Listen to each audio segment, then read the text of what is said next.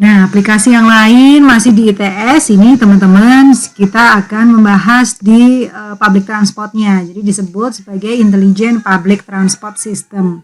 Nah, ini biasanya teknologi yang digunakan pada angkutan umum apapun ya yang sudah teraplikasi dan digunakan di beberapa negara itu untuk di bis, tram, metro, kereta ya, sehingga bisa memberikan informasi perjalanan, sistem tiket elektronik, manajemen operasi, serta juga menjamin keamanan dan keselamatan dari penggunanya.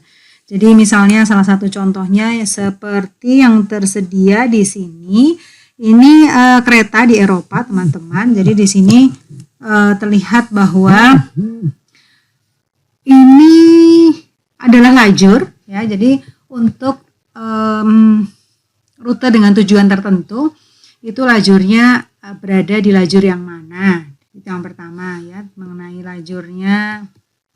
Lalu yang kedua juga bisa digunakan untuk mengetahui jam kedatangan dan keberangkatan serta posisi ya teman-teman. Jadi posisi angkutan tersebut ada di mana. Jadi misalnya kita di titik E gitu ya.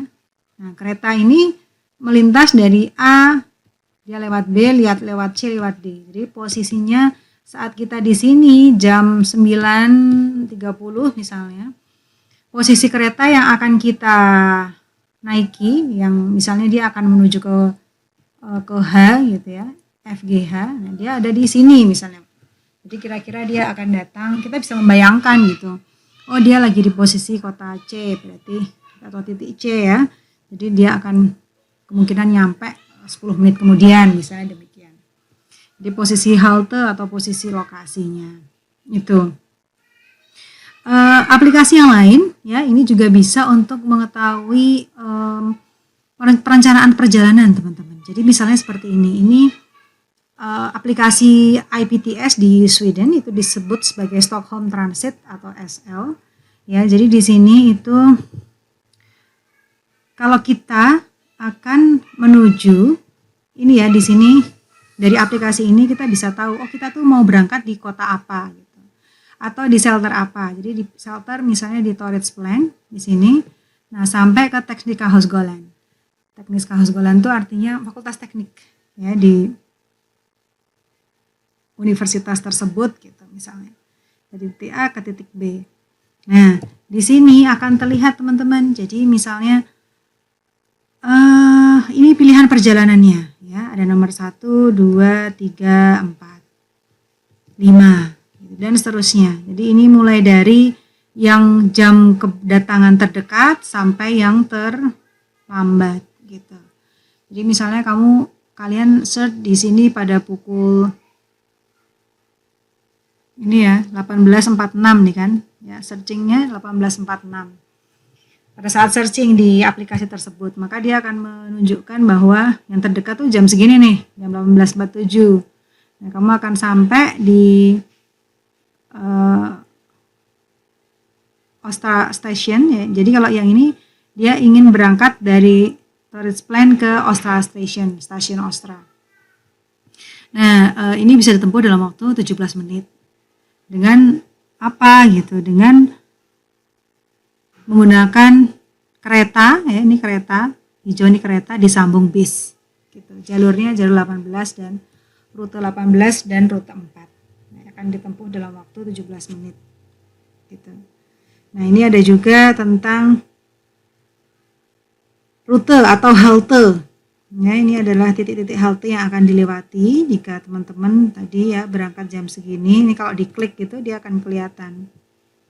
Jadi mau lewat halte mana saja akan dilewatin.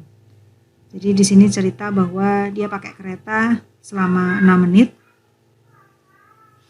Dan dari sini nanti turun di Odenplan dan nanti ganti bis ya. Di sana ada halte bisnya juga untuk menuju ke Ostra Station. Nah, ini untuk rutenya. Jadi semua terlihat di aplikasi tersebut gitu. Jadi sangat efisien banget kalau kita maunya naik apa gitu. Ini kalau ini cuma ada kereta dan bis ya. Jadi misalnya lagi kalau teman-teman itu misalnya dari Tekniska Hoskola nih, dari kampus tekniknya mau ke Ostra Station ya. Dari Tekniska Hoskola misalnya atau dari rumah gitu mau ke halte terdekat itu bisa nanti ditunjukkan di sana menggunakan jalan kaki berapa menit untuk menuju ke halte terdekat. Itu bisa juga terbaca di aplikasi ini ya. Nah, ini di Indonesia, di Jogja ini ya. Jadi di aplikasi Jogja Istimewa, ini aplikasinya teman-teman. Lihatkah Jogja Istimewa? Bisa di-download di Play Store. Ya, jadi ini aplikasi ITS, ini juga sama, teman-teman bisa nanti untuk panduan menikmati dan menjelajah kota Jogja, ya. Gitu. Nanti dengan aplikasinya pakai Moveit ini di sini. Nah, ini terhubung dengan ada juga CCTV on board, ya. Tapi saat ini cuma ada satu nih yang teraplikasi ini. Jadi memang kalau teman-teman sering naik Trans Jogja, ya ini kelihatan nggak ada begini? Ya itu adalah CCTV yang terhubung di ATCS di sini. Nah ini untuk menjaga keselamatan dari penumpang. Misalnya ya ada copet gitu di dalam bis, maka akan terrecord pelakunya. Aplikasi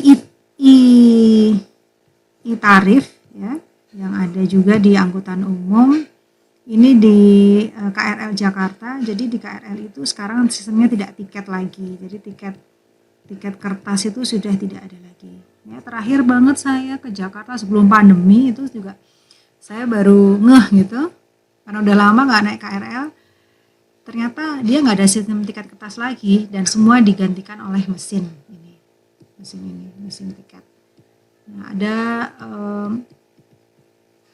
jadi tiketnya dalam bentuk kartu. Nah, ada nominal minimal yang bisa dibeli di sana sehingga dan juga pilihan perjalanannya mau tiket terusan atau hanya dari titik A ke titik B begitu. Ini salah satu juga ITS untuk public transportation.